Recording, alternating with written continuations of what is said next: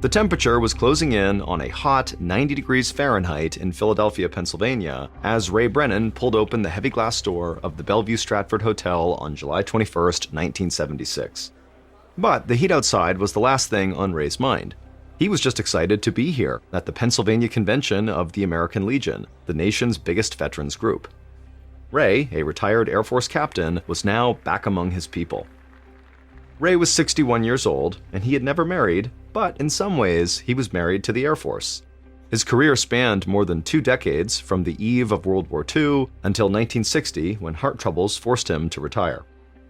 He never saw combat, but he helped save lives by running hospitals for wounded airmen in the Korean War. Ray walked a little taller when he was at these conventions. He knew that to an outsider, this gathering of more than 4,000 Legionnaires might look like a bunch of older men and women with graying hair, a lot of them wearing uniforms that didn't fit quite as well as they used to.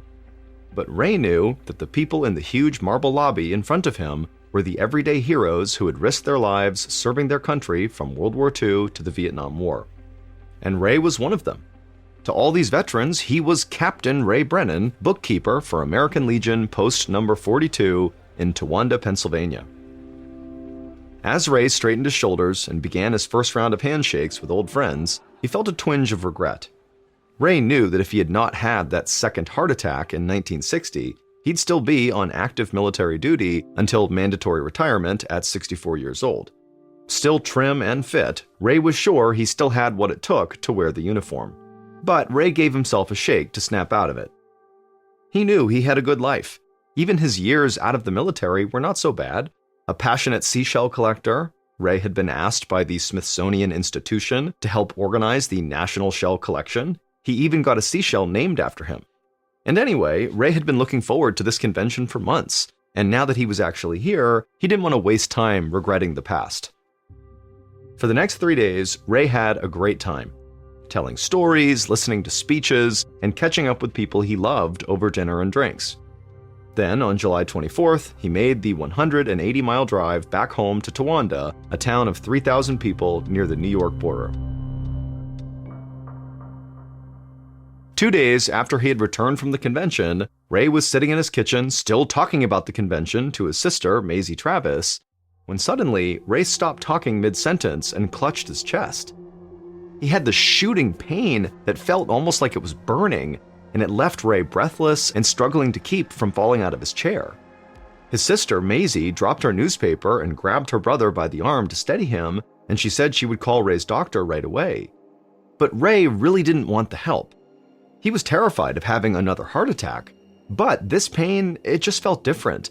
It felt like his heart was just racing. He was sure it would just pass.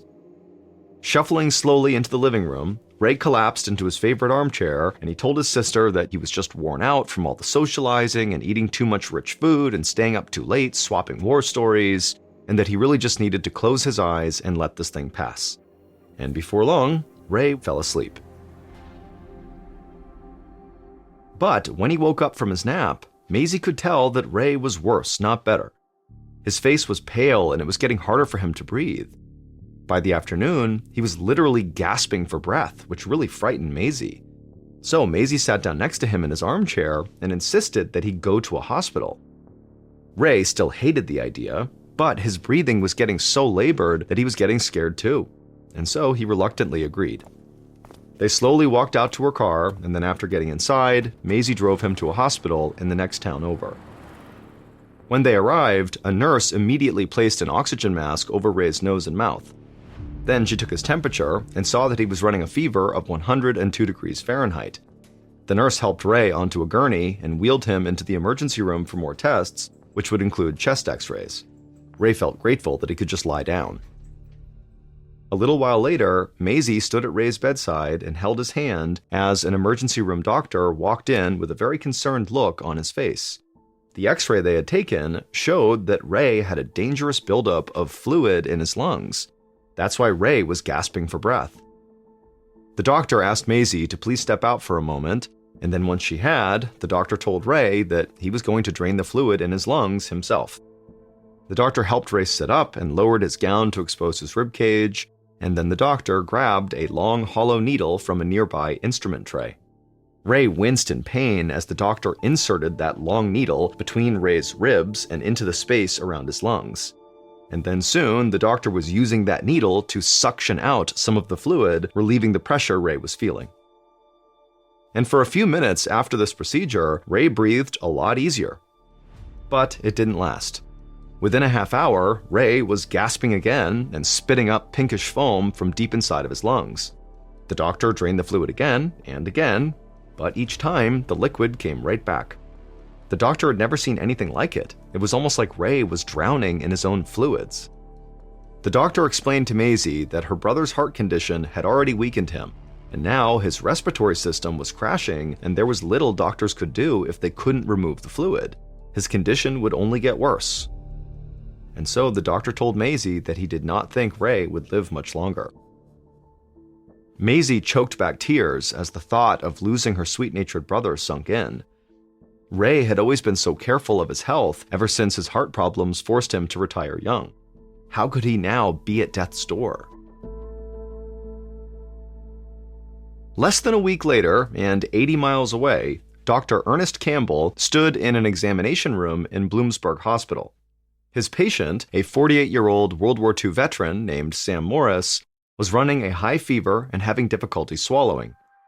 Dr. Campbell feared that Sam might have typhoid fever, a brutal and extremely rare disease that often comes from swallowing sewage-contaminated water. Campbell had seen a lot of this disease when he was working for the Peace Corps in Kenya, but it was almost unheard of in the United States. The doctor asked Sam what he'd been doing prior to getting sick, and Sam would say that he had attended a convention in Philadelphia, and while he was there, he suffered a terrible headache and decided to come home early. As he spoke, Sam mentioned that 2 other veterans who'd attended the same convention had also been admitted to Bloomsburg Hospital. In fact, he'd seen one of them being wheeled past his room. Maybe they should be checked out too, Sam suggested. Dr. Campbell paused for a moment, wondering if there might be a link between the 3 men's illnesses. After he finished examining Sam, the doctor looked up the other 2 veterans. He found that they all had very similar symptoms, and one of the men, an 82-year-old widower named Bill Baird, was even sicker than Sam. It was all but impossible for all 3 men to have typhoid fever. Campbell knew something else, maybe something doctors had never even seen before, was preying on these men. Dr. Campbell consulted with the other men's doctors and ordered the same tests for all 3 veterans. The lab promised they would get the results back as soon as possible. But before the results came back, the elderly veteran, Bill, got worse. No matter what Dr. Campbell tried, Bill's lungs kept filling up with bloody foam. Dr. Campbell felt powerless as he watched his patient's life drain away. And then early on the morning of Friday, July 30th, Bill died. He'd only been in the hospital for a couple of days. Later that day, Dr. Campbell was back in his office, trying to figure out how to treat the 2 remaining veterans in his care. He was just thankful that the 2 patients were younger and stronger than Bill had been. He hoped their bodies would be able to fight off the disease on their own. While Dr. Campbell looked over their charts, a nurse knocked on his door.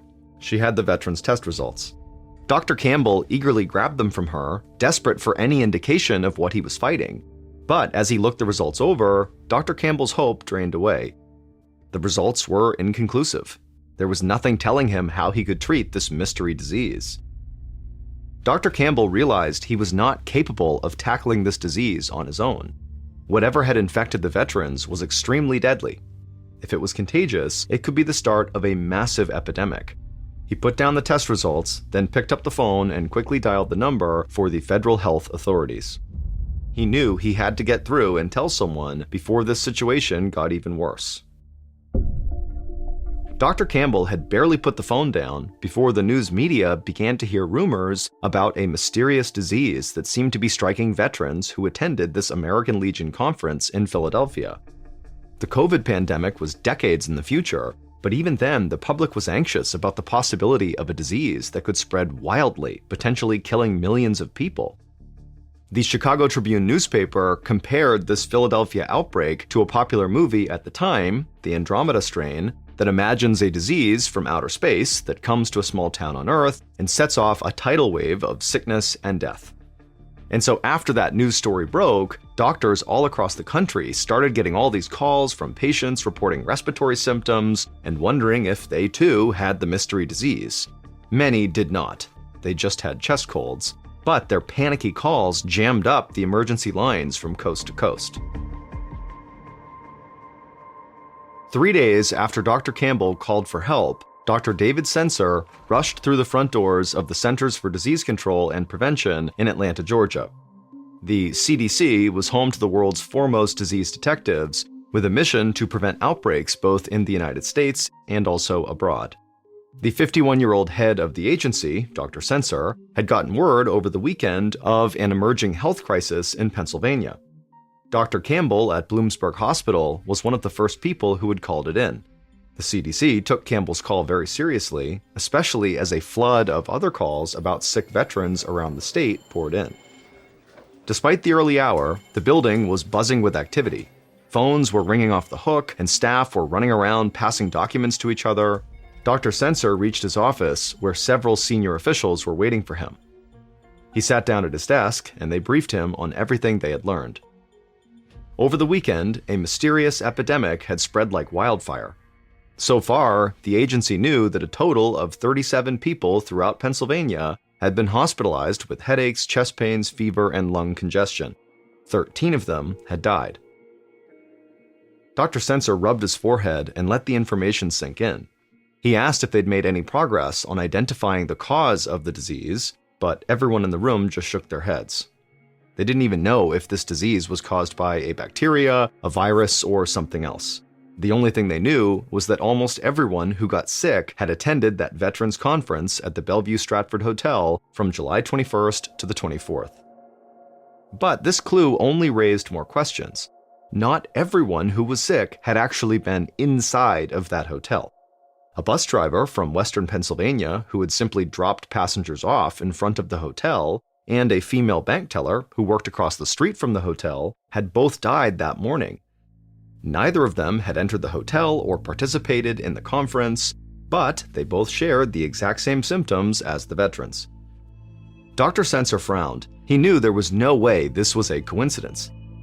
If other people had contracted the disease by just being near this hotel, it meant that whatever was infecting people was highly contagious. An outbreak like this could be catastrophic. His thoughts of a worst-case scenario were interrupted when another health officer walked into his office. This officer had just talked to a representative from the veterans group that had hosted this now infamous convention. Another man had apparently just died. Now 14 people were dead from this mystery illness. The officer handed Dr. Sensor several autopsy reports, and as he read them, Dr. Sensor's face drained of color. The reports described the victim's lungs as being covered in a thick, bacteria-filled layer that looked like Brillo pads. This layer prevented some antibiotics from penetrating the lungs, which made it very difficult to treat this infection. And so, with medicine basically unable to help fight this disease, the victim's only slim hope was for their own bodies to somehow overcome the attack on their own.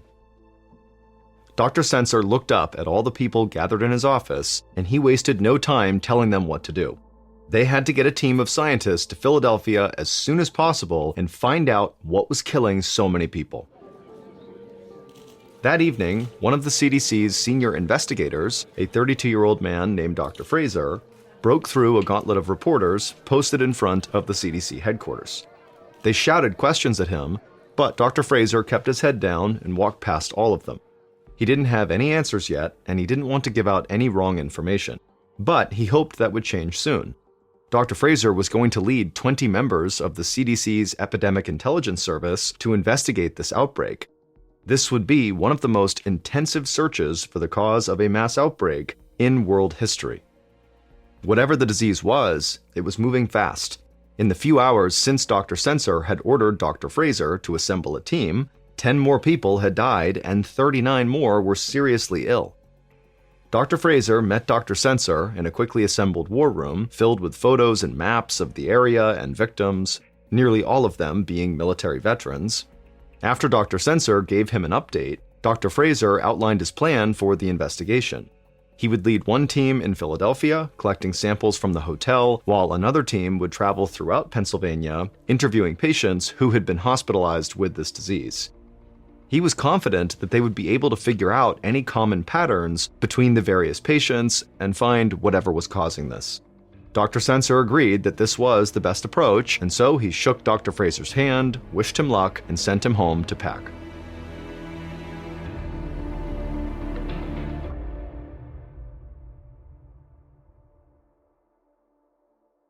The next day, Dr. Fraser and his team of investigators wore gloves and protective masks as they entered the grand lobby of the Bellevue Stratford Hotel.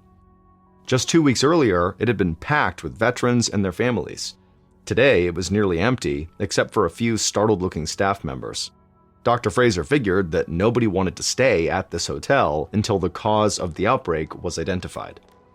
The investigators' footsteps rang out on the marble floor as they walked to the reception desk and explained their mission: to gather physical evidence inside of this hotel that could be tested for the disease. The team went to work. Dr. Fraser instructed them to gather samples from every surface and object in the hotel. Then he reached into his satchel and pulled out a small plastic test tube. He unscrewed the top, which held a cotton swab soaked in a special solution. He carefully rubbed the swab on the reception desk and then placed it back into the test tube and labeled it. He wasn't going to overlook anything. Throughout the lobby, the EIS investigators were doing the same thing. One of them was on his hands and knees, painstakingly swabbing different sections of carpet. Another woman pulled off air conditioning grates to check the vents. Once they were done in the lobby, Dr. Fraser and his team went through every location in the hotel that had been used by the veterans during this convention. They swabbed door handles, elevator buttons, and furniture. They moved through the hotel's kitchens and bars, swiping the insides of water pitchers, coffee pots, and silverware. They collected bits of food and the ashes from the bottom of ashtrays.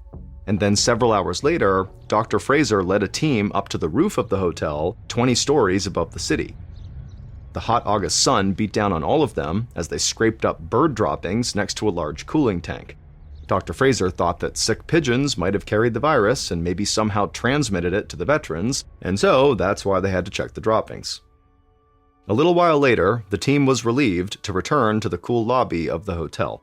They sealed their samples in a container to be sent back to the laboratory for examination. The answer to what caused the deadly disease had to be somewhere inside one of those test tubes. Once the samples were collected, they were sent straight to the CDC's lab in Atlanta. Dr. Sensor had assembled some of the country's best scientists to test them for every disease imaginable. One of those scientists was a young microbiologist named Joseph McDade. Dr. McDade specialized in animal-borne illnesses, and it was his job to test for rare diseases such as Q fever, which could be transmitted from farm animals like goats, sheep, and cattle. So far, there wasn't any evidence that the veterans had interacted with any of those animals, but Dr. Sensor didn't want to take any chances. Unfortunately, Dr. McDade couldn't just look at the samples under a microscope and see if the bacteria that caused Q fever was present. There would be too many other microscopic organisms present. Instead, he had to isolate the bacteria and get a big enough sample to examine. It was an absurdly drawn-out process. First, Dr. McDade had to take lung tissue from someone who died from the mystery disease, inject it into the abdomen of a guinea pig, and then wait for 2 weeks. If the animal developed a fever, that likely meant it had Q fever. Dr. McDade thought Q fever was a long shot, but he agreed with Dr. Sensor that it was important to rule out every possible disease. So he went ahead and started the testing process. And much to his surprise, the guinea pig did come down with a fever, but it came down with it after only 2 days, which meant this disease wasn't Q fever, it was something worse. But when he looked at the samples under the microscope, Dr. McDade saw nothing. Except for a few scattered bacteria, the sample was completely clean. Just to be sure, he repeated the process, testing for other types of bacteria, but nothing showed up. Dr. McDade assumed that whatever was causing the guinea pig's fever was not a bacteria, but figuring out what it really was landed outside of his expertise. And so he passed along his results to Dr. Sensor, hoping someone else could make more sense of it. If they didn't, he wasn't sure how they'd solve the deadly infection. But over the next few weeks, no answer emerged. On August 20th, 1976, so almost 3 weeks after the first cases of this mystery disease were reported, CDC head Dr. Sensor sat in his office in Atlanta.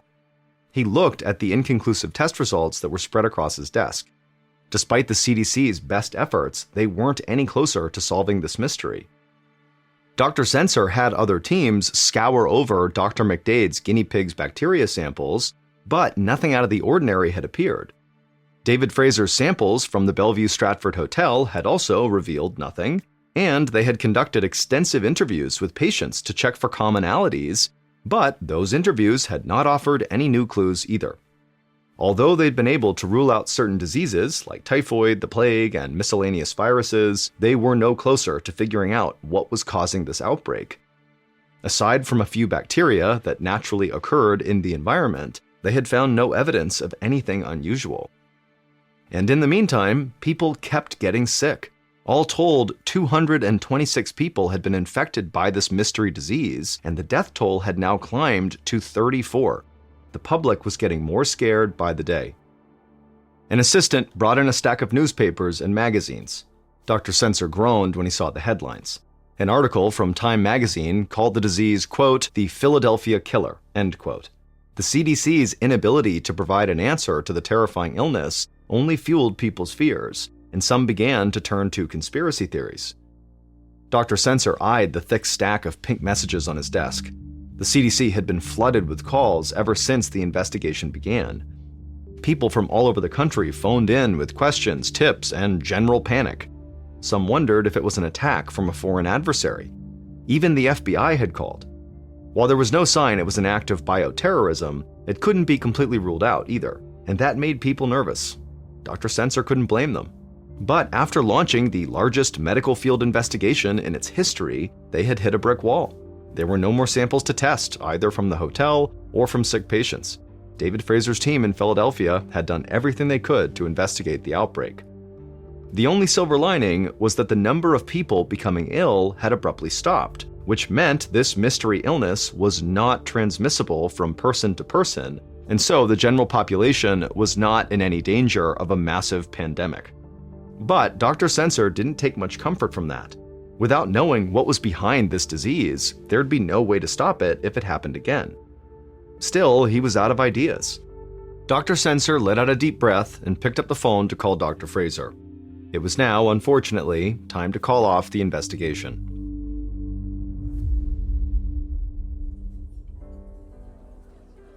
Five months later, in December of 1976, Joseph McDade, the microbiologist who had conducted the Q fever tests, poured himself a drink at a holiday party in Atlanta. Dr. McDade was ready for the year to end. The past few months had been deeply frustrating.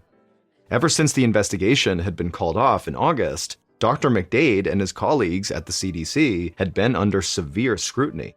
The head of the CDC, Dr. David Sensor, had even been accused by Congress of running a sloppy investigation. Public confidence in the health organization was at an all-time low, and Dr. McDade didn't know how they could get anyone to trust them again. As Dr. McDade chatted with some friends, someone tapped him so hard on the shoulder that he almost spilled his drink. Dr. McDade turned around and saw that it was one of his neighbors. The man was red in the face and he was holding a glass of whiskey in his hand, and so Dr. McDade could tell, this guy was drunk. But before he could say anything, the neighbor jabbed Dr. McDade in the chest with his other finger and said he knew Dr. McDade worked for the CDC. Then the neighbor ranted about how badly the CDC had failed the American people, and that people like him, Dr. McDade, were why the Philly killer had claimed so many lives. Dr. McDade took a step back, totally stunned, and then before he could respond, the neighbor had turned and walked away. Dr. McDade turned back around to his friends, but he couldn't focus on the conversation anymore. He wasn't angry at the confrontation. The man had been harsh, but he was right. Dr. McDade felt an overwhelming sense of failure for not being able to help crack the case. For the rest of the week, that feeling of failure stayed with Dr. McDade until he couldn't take it anymore. One day, during the week between Christmas and New Year's, Dr. McDade headed to his lab at the CDC. No one else was there. Dr. McDade stood alone in a dark room surrounded by lab tables and microscopes.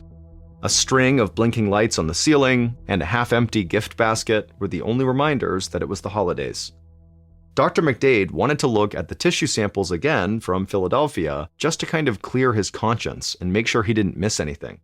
So he pulled out the samples that he'd tested back in August and he slid them one by one under the lens of his microscope. And once again, they were completely clean, except for a few stray bacteria shaped like little rods. Over the summer, he'd assumed these stray bacteria had accidentally gotten mixed into the samples.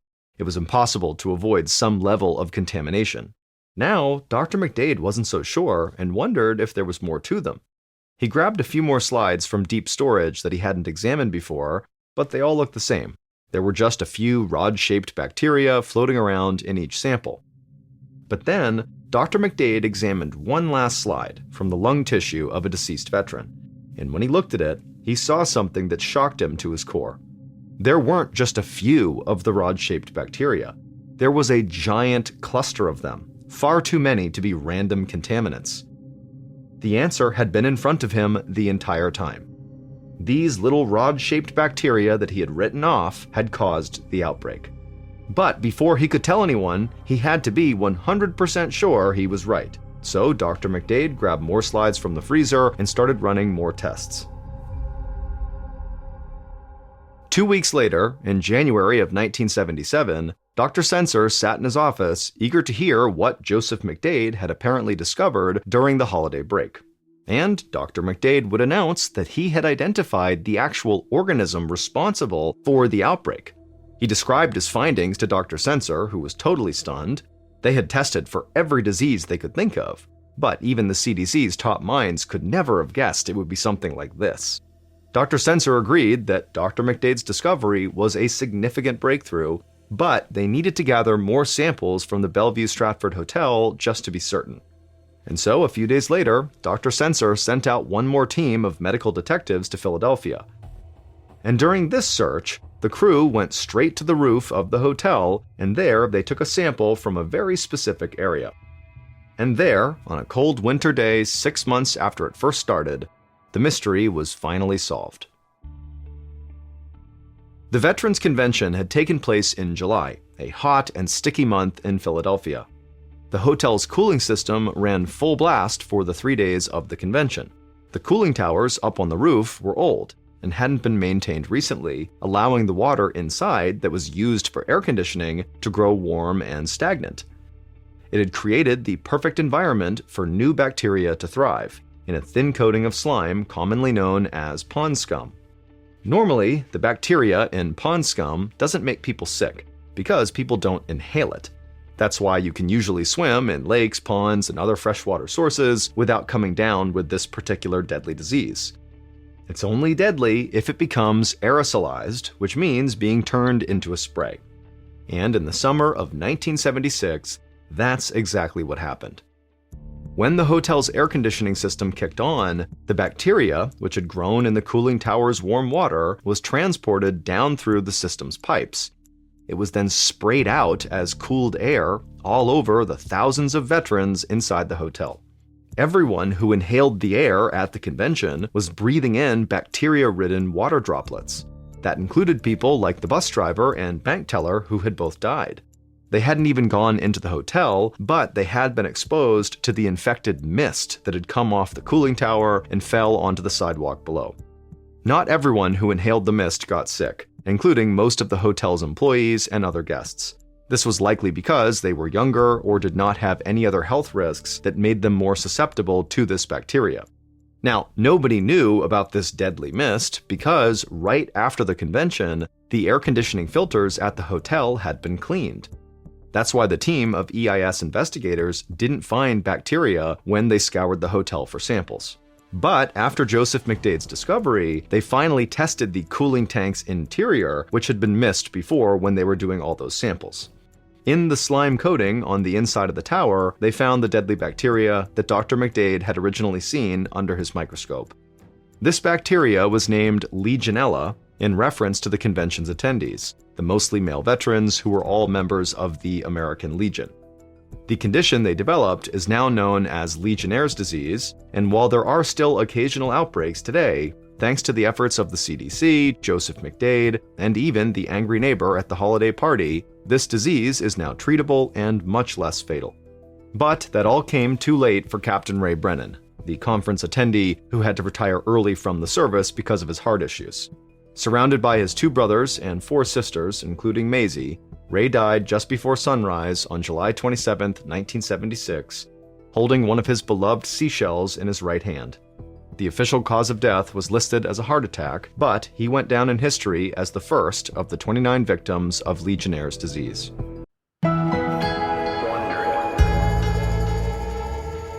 Oksana Malaya was born November 4th, 1983, to very poor and alcoholic parents in the Ukraine. In the winter of 1986, when Oksana was only 3 years old, in a drunken stupor, her parents forgot about her outside in the cold of winter. And because she was locked out, instinctively she crawled towards the nearest source of warmth, which was the family's kennel where a whole bunch of dogs were sleeping. And incredibly, once she crawled inside of this kennel, not only did the dogs allow her to sleep there that night, but they kind of embraced her as one of their own. The next day, Oksana did not go back in the house, and her parents seemingly did not notice her absence. And over the next 5 years, Oksana would stay with this family of dogs, essentially living like she was part of their pack, which meant over those 5 very formative years from ages 3 to 8 years old, Oksana had almost no interaction with humans. Oksana rapidly learned how to behave like a dog and began only walking on all 4s. She would bark instead of try to speak, and she would eat raw meat. By the early 90s, Oksana no longer identified as a human. She identified as a dog. And it was in the early 90s when a passerby happened to see Oksana running around on all 4s in the back of her house in the woods,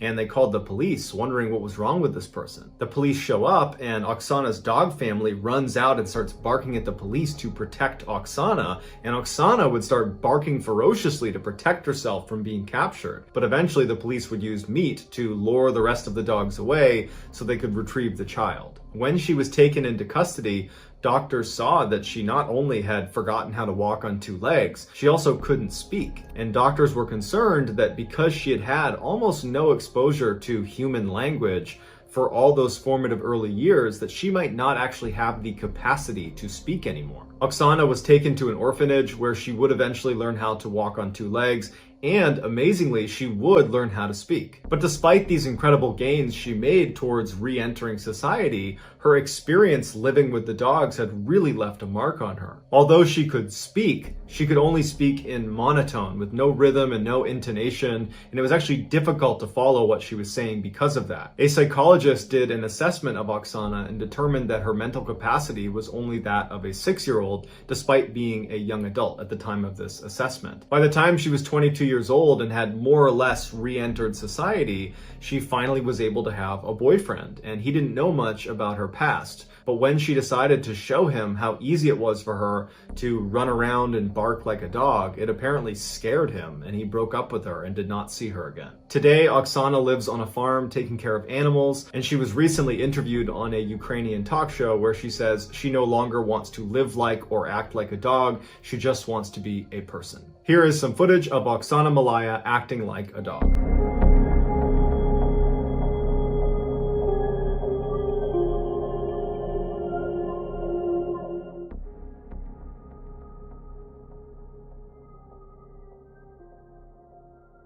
After being apart for many years, identical twin sisters Ursula and Sabina Eriksson were finally reunited on May 15, 2008. Within 24 hours of their long-awaited reunion, the 41-year-old Swedish sisters boarded a ferry for Liverpool, England. They arrived in Liverpool at 8:30 in the morning on Saturday, May 17th, and their first stop was going to the St. Anne's police station, where Sabina would tell them that she's very concerned for the safety of her kids back in Ireland. The police would say, okay, we'll follow up, and they got in touch with their counterparts in Dublin, Ireland, who went over to the house and everything was fine. So the women leave the police station on foot and they make their way over to a bus stop, and they ultimately board a bus bound for London at about 11:30 in the morning. So they get in the bus and they start moving, and the driver asks them to take their luggage and put it in the luggage hold. But the women aggressively refuse to give up their luggage. And in fact, they start clutching their luggage against their chest. So the driver starts to feel really uncomfortable about having these two women on the bus, and ultimately decides to just pull over at a service station outside of the city and tell them to get off the bus. They get off, and the driver ends up calling the police and telling them there's something weird going on with these two women. I don't know what's inside their bags, but you might want to come check it out. As it happened, there was already a police officer at this service station who came right over to the women and started talking to them as the bus driver took off. During their conversation, the police officer felt like these two women were not a threat to anybody, and it was just a big misunderstanding, and they let them go. So the officer leaves, and these two women who don't have a car start walking down the highway on foot. Shortly thereafter, a security camera on the highway picks up the two women walking down the median of this very busy highway. And at some point, they try to cross the street. And it's obvious as you're watching this video that they're not going to make it. There's so many cars. And immediately, Sabina gets hit by a car. Now, Sabina was only grazed by the car, so she was okay. And she and her sister went back to the median of this highway. But enough motorists saw this happen that they called the police. And it just so happened that the responding patrol car that was in the area was being shadowed by a film crew that was filming for a TV show called Traffic Cops. So this patrol car shows up with cameras rolling, and they're able to get the sisters from the median over to the shoulder on the other side of the road. And they're talking to them like, what's going on? What are you doing here? And on camera, everything seems totally fine. Like, there is no major issues here. These women were just stranded and were making some bad decisions walking down a highway on foot. Then all of a sudden, Ursula turns away from the officers and tries to run into traffic. And there are cars whizzing by. They have not stopped traffic. And one of the officers manages to grab her arm, but only gets her jacket, which she's able to wriggle out of before launching into traffic, literally leaping into traffic, and gets hit by a huge truck going 60 miles an hour and gets thrown down the road. Literally a second later, as everyone's like, what is going on? Sabina yells, "They're gonna steal your organs!" And she leaps into traffic and gets hit by another car. Immediately, police run in the road, they stop traffic, and they go up to Ursula, who was the first to get hit, and they see her legs are definitely broken, but she's alive.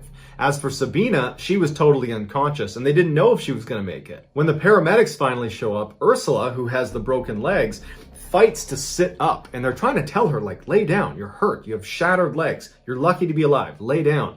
She's not listening. In fact, she's violently trying to sit up, and she starts spitting at the paramedics and the police and screaming obscenities at them like they're trying to hurt her. And they're like, we're the police, we're the paramedics, we're trying to help you. At the same time, Sabina regains consciousness, and even though paramedics and police are trying to keep her laying on the ground, she begins fighting her way up and is pushing the police off of her, and finally stands up and literally squares off with one of the police officers and decks her in the face before running down the road. Police would have to run down the road after her and literally surround her as she's got her fists up like she's going to fight anybody that touches her, and they would have to tackle her to the ground and put her in handcuffs just to keep her from hurting herself. Both sisters would be transported to the hospital, and when they got there, they both apparently were acting normal again. Ursula, because of her broken legs, would be admitted to the hospital, and apparently she would stay normal and would eventually make a recovery and would be released. There were no charges pressed against her. As for Sabina, the doctors checked her out, and she didn't appear to have any injuries.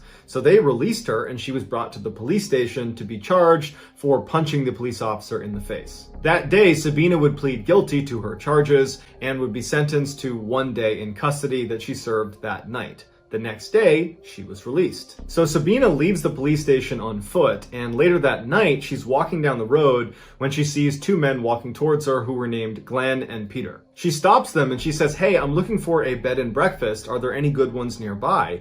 And Glenn would say, "You know, it's funny, I own a bed and breakfast. You can stay at mine." Initially, Sabina seemed hesitant, like perhaps this was a trap, but ultimately she agrees, and the three of them go back to Glenn's B&B. Once they got there, Sabina apparently was constantly looking out all of the windows, acting very paranoid, And then at one point she offers the men a cigarette, and the men accept, and she hands them their cigarette, and she's about to light their cigarettes when she suddenly snatches them out of their mouths and says, "Oh, these might be poisoned," and she throws them in the trash. Just before midnight, Peter leaves, and Glenn and Sabina go to sleep in their respective rooms. The next day, Glenn gets up to make tea and food for Sabina, who's downstairs in the kitchen, but Glenn realizes he's out of tea bags. So he goes outside and he hollers to his neighbor Frank and says, "Hey, can I borrow some tea bags?" Frank gives him the tea bags. Glenn goes back inside. About a minute later, Frank recalls seeing Glenn stagger out of the B&B, clutching his stomach, screaming, "She stabbed me."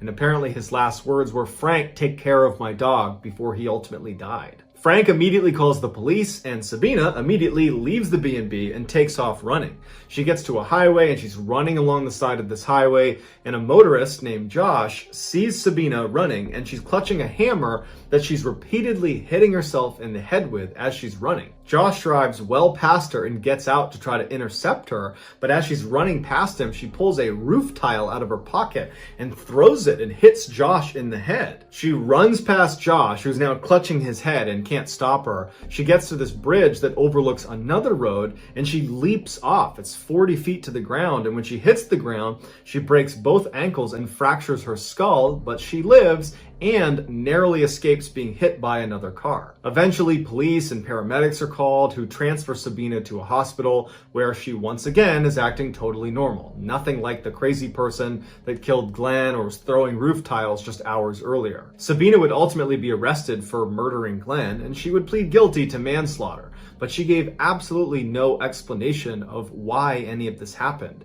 It was like she didn't understand and was a different person now. The defense claimed that although Sabina certainly killed Glenn, she should have diminished responsibility because she was suffering from a condition known as folie à deux. It's a French term that means madness of two, and basically it only presents itself in identical twins where one twin has a psychotic break and they transmit their insanity to the other twin. And amazingly, the prosecution accepted this claim, and they only gave Sabina 5 years for her crimes. Sabina would serve her 5-year sentence and was released in 2011, and to this day is a free woman. Here are some highlights from that film crew that captured Ursula and Sabina acting totally crazy on the side of the highway.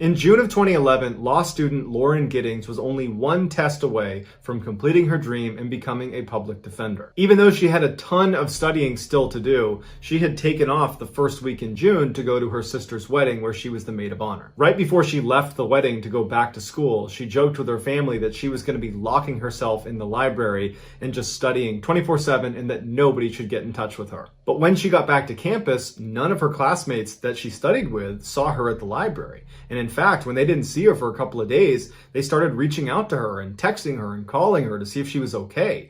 But she never picked up, she never wrote back, and so no one knew what was going on with her. One of Lauren's classmates would reach out to Lauren's sister and would ask her, "Hey, have you talked to your sister at all? Because we haven't seen her." And Lauren's sister would write back and say, "Oh no, everything is just fine. Lauren told us before she left the wedding that she was going to be locking herself away and just studying 24/7, so I'm sure everything is just fine." But this classmate wasn't convinced because this felt very uncharacteristic of Lauren to not study at the library and then not to pick up any phone calls or text messages. So she would call the police and say, "Hey, can you please go check on Lauren's apartment because I think something's wrong." So a police officer goes over to Lauren's apartment and knocks on the door. Lauren doesn't answer. They try the door, it's locked. The officer goes outside and looks around the outside of her apartment. There's no broken windows. There's no obvious signs of a break-in. And so the officer leaves and says, I can't do anything else unless you guys file a missing person report. So a couple of days go by and there's still no word from Lauren. And at this point, Lauren's family is now concerned and they do file a missing persons report. So the police go back to Lauren's apartment. They try knocking. She doesn't come to the door. The door is still locked. So they get the owner of the apartment building to open up her door. And when they go inside, Lauren's not in there. And at first, it doesn't seem like anything is wrong until they notice her cell phone, her keys, her purse, and her laptop are all still in there. This made the police think there could be something sinister happening here. And so they went to Lauren's friends and family and they asked, does she have any enemies? Does she have any reason to be fearful for her life? Initially, they said, no one would want to harm Lauren. Everybody loves Lauren. But Lauren's sister would say to the police that there was actually one comment Lauren made a year ago that now seemed a little bit more relevant. Lauren had just got back from a vacation and she noticed there were things in her apartment that seemed like they had been moved, like someone else had been here, but no one was supposed to be in her apartment. And so she told her sister, and the two of them talked about it a little bit, but it was quickly forgotten about because there wasn't a reasonable explanation, and Lauren was so busy with school, she didn't pursue it. After police have done a thorough investigation of the inside of Lauren's apartment, they move outside of her apartment and begin scanning the exterior of the building, and they make a huge discovery. An officer who was looking in the dumpster noticed this big black trash bag that looked out of place, and when he tried to move it, it was very heavy, and when they opened it, they found a human torso, and it was Lauren's. Right before this discovery was made, a news crew had shown up outside the apartment building and was trying to interview people that lived in the apartment complex because they had been tipped off that somebody who was living here had been missing for over a week and now police were getting involved. They saw what looked like a resident of the building looking visibly shaken up, watching the police doing their investigation, and they went over to interview him. It would turn out his name was Stephen McDaniel and he was Lauren's neighbor and he was a classmate of hers in law school. The interviewer asked Stephen, what was your last interaction with Lauren? And Stephen became really focused on how he had not seen her in the last week. And in fact, speaking on behalf of my other classmates, no one's seen her. She must have just vanished. As they're doing this interview, right on the other side of a bush, this police officer discovers Lauren's torso, and the news kind of gets out to the interviewer, they've found a body. And the interviewer says out loud to Stephen, it looks like they found a body. And Stephen just completely changes and he goes, a body? And then he goes completely silent to the point where the interviewer says, are you okay? And he just stands there looking completely distant before walking away from the interviewer, sitting down with his back turned and hyperventilates before the interview ends. Once this case went from missing person to homicide, the police started searching all the rooms on Lauren's floor.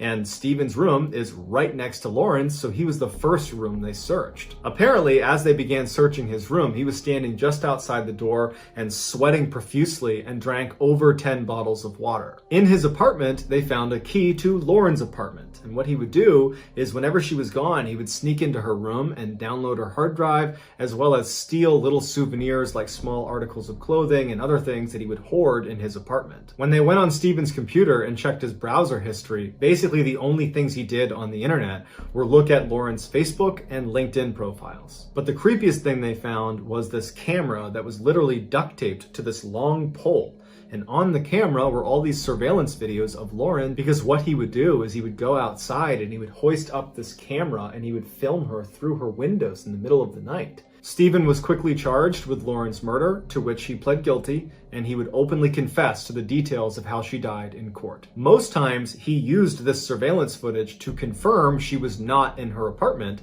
so he could sneak in and steal from her. But on the day she was murdered, he would use that camera technique to confirm she was home. And shortly after confirming she was in fact home and asleep, he put on a mask and used his key to get into her apartment and walked right into her room, which woke her up. According to Stephen, she apparently sat up and said, "You need to leave." At this point, he jumps on the bed, and in their struggle, his mask would come off, and Lauren would recognize it's clearly Stephen, and she would plead with him by name to stop. But he didn't stop, and he would strangle her to death. Afterwards, he dragged her into the bathroom and began cutting her up into fairly small pieces. Some of those pieces got flushed down the toilet.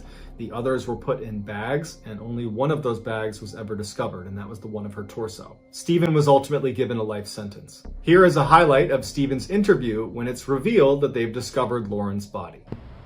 I mean, no one has seen her since Saturday. I haven't seen anything. I mean, I've always heard noise outside, but it's just people walking by pretty much. I mean, we just don't know where she is. What about in the parking lot area? I know they've been doing a lot of. I think that's where they have recovered the body or whatever they recovered from there. Body? Had you heard? Had you seen anything there? Had you seen anything there? I mean, we don't know if this is the same person. You know what I mean? Like, they took out a body there earlier. We don't know if it's the same person or not. So that's why we're trying to ask people if they know who lived there. Are you okay, sir? I think I need to sit down. Okay.